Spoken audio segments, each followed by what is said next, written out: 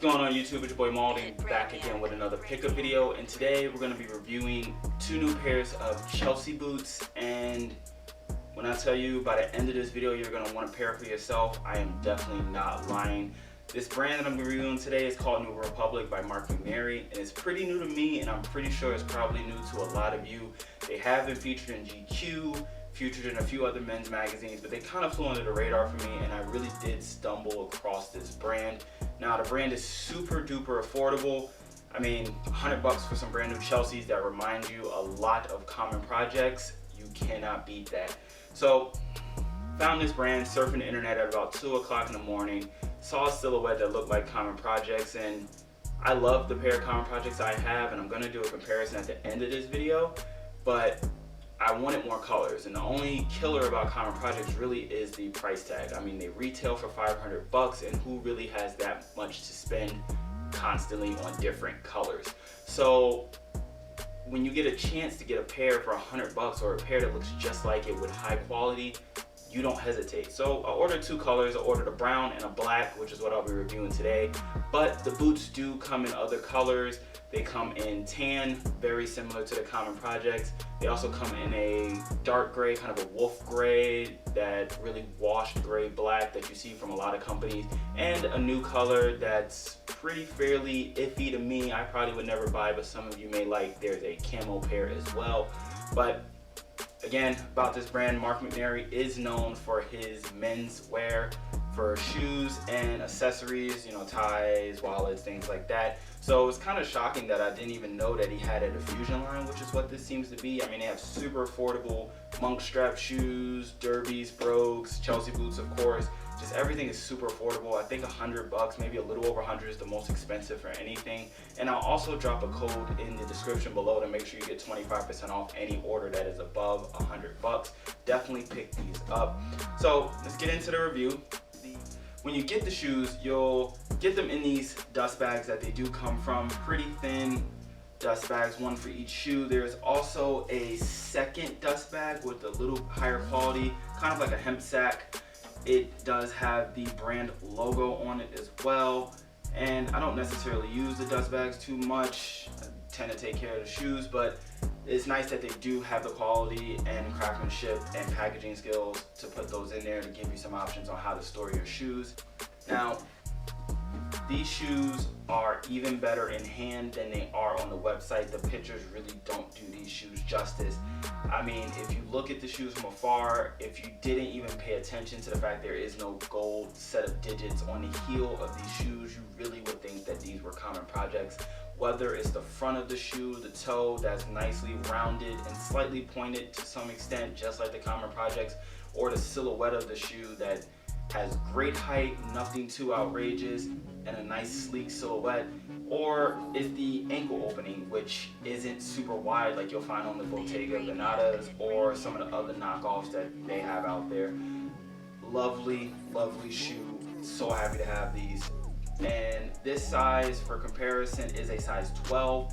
In terms of sizing, I would recommend going down a half size. True to size is fine, but it is a little roomy. These are a 12. They didn't have an 11.5 in the brown when I ordered, but the blacks that I'll show you are 11.5.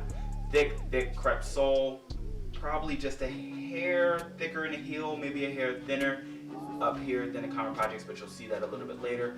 The elastic on the boot is great quality, seems to snap back, doesn't really stretch out easily. Now again, I did just pick up the boots, so I'm not 100% sure how they hold up, but from the craftsmanship, they do look like they are nice and sturdy. The inside of the boot is made of complete leather, kind of a vachetta tan, you know, kind of a tan leather in there. The inserts are paper. Didn't really give you any great wood or anything like that for inserts, but that's the least of my worries. The insole reads New Republic by Marc McNairy and has a kind of textured insole. Nothing you can feel with your foot in there, but it is nice little texture in there. Very, very, very high quality. And for $100, you cannot go wrong with this. Another thing to note is that the pull tabs are the same color as the shoe. Nice rubber, not really a stretchy rubber. Doesn't feel like it's gonna rip off the shoe if you use it, but it isn't an elasticized material here. So as you can see, I like to wear my Chelsea boots and the jeans over them just a little bit in the front, not really covered in the back. I just like the way it stacks up with the jeans. That's how I like to wear it. But as you can see, the brown contrasts nicely with the blue. And next I'll be showing the black. So here are the black pair, and probably the number one thing that I love about this pair, which is an 11.5 sizing, which fits almost identical to the Common Projects that I have. Like I said, I'm a 12, I wear a 44 in Common Projects. This is a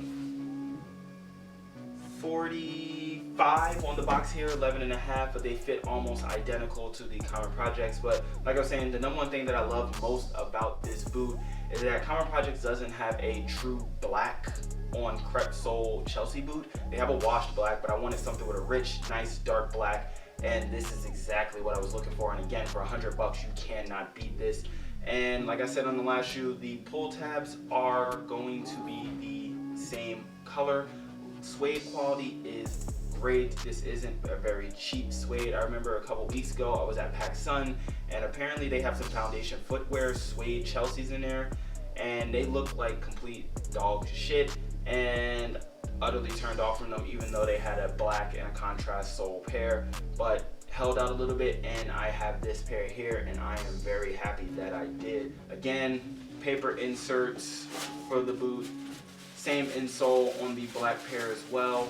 And this is the pair that I'm going to be comparing to the tan Common Projects. But like I said, the quality stitching across here, great. This crepe sole is thick, will wear very, very well. Let you see what the crepe sole looks like.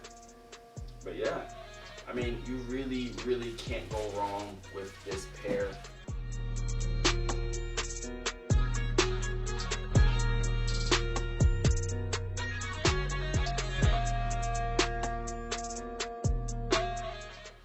So for this comparison, let's keep in mind that I have worn these tan Common Project Chelseas more than probably 20 to 30 times. They held up very well. Quality is great, but definitely if you see it a little creased or a little folded in certain areas, that is because I have worn them. But straight off the bat, let's jump in. Let's look at the toe box of the two shoes. So you'll see here the shoes do look relatively the same. I mean, curvature is almost on point. If anything, the Common Project shoe looks to be a little narrower, but for the most part, they look the exact same. One thing that you will not find, at least on a black pair, and I didn't really see it on a brown pair, is sometimes on the Common Project, you can have this line that looks to run from the top of the collar all the way down to the toe. Doesn't really have that on the Marc McNairy shoes, and I do love that as well. Suede on the Common Projects feels amazing, changes color as you swipe your hand across it. And the blacks don't really change color too much, and the quality is a little more hairy, not as soft of a suede, but really not a deal breaker at all.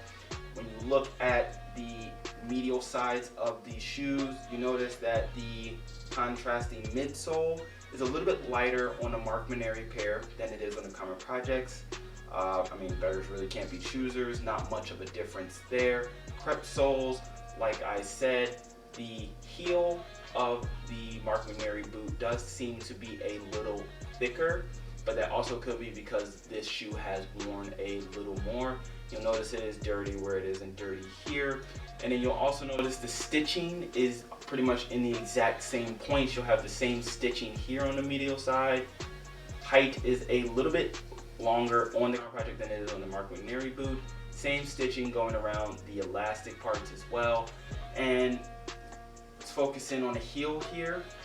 You'll notice that the pull tab on the Common Project boot isn't elastic as well. This one isn't elastic. It is about the same height, maybe a little bit longer on the Marc McNairy pair, and just a little bit thinner on this one as well.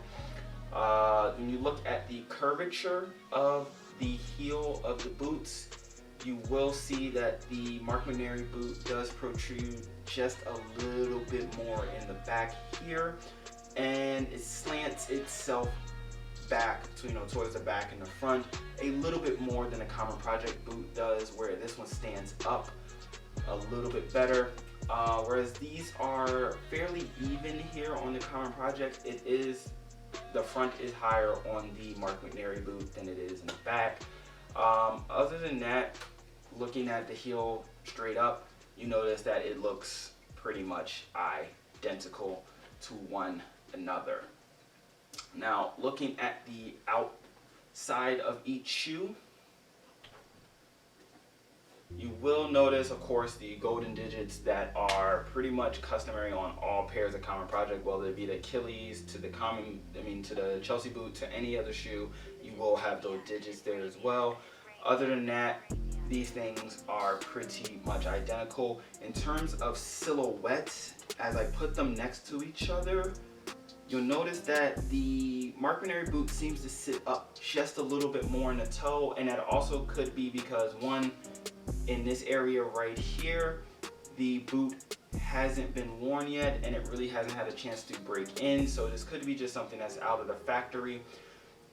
But other than that, the silhouettes are almost the exact same. I mean, for $100, who is really going to complain about that? When you put the collars or the leg openings right next to each other, you'll see that the height is relatively the same. And I want to say the collar is a little bit higher on the Common Project boot than it is on the Marc McNairy boot. But lengthwise, or widthwise I should say, Common Project boot is a little bit skinnier, and we're talking fractions of inches here. Really won't find too much of a difference between the two boots. And again, do keep in mind that this boot here retails for a little over $500. This boot retails for $100. The only thing that this boot does not have, again, are the golden digits and this little stitch here on the heel. But I don't think that's worth an extra $400. Now, don't get me wrong, these Common Project boots are worth every single penny I paid for them. They are some of the most comfortable boots I've ever had, and they wear and break in amazing, and they look great with every outfit. But for $100, you won't find me buying probably another pair of Common Projects unless they release a color that I don't foresee Marc McNairy making. I am totally looking forward to buying the washed gray color of these boots, again, for another $100, just to round out almost every color that I really do like in Chelsea's. And I recommend that you do the same, whether it's the sand colors, you got something very similar to the Common Project boot, or the black color or the brown color that I showed earlier. Whether it be any of these colors, I highly recommend them. Again, I will be putting a 25% off code in the description. And without further ado, here's a comparison of how the Common Project boot and how the Marc McNairy boot look on foot. Let me know in the description, well, in the comments below, how you feel about the boot, if you're able to purchase a boot, or what do you think about it in general. Till next time, YouTube. Peace out.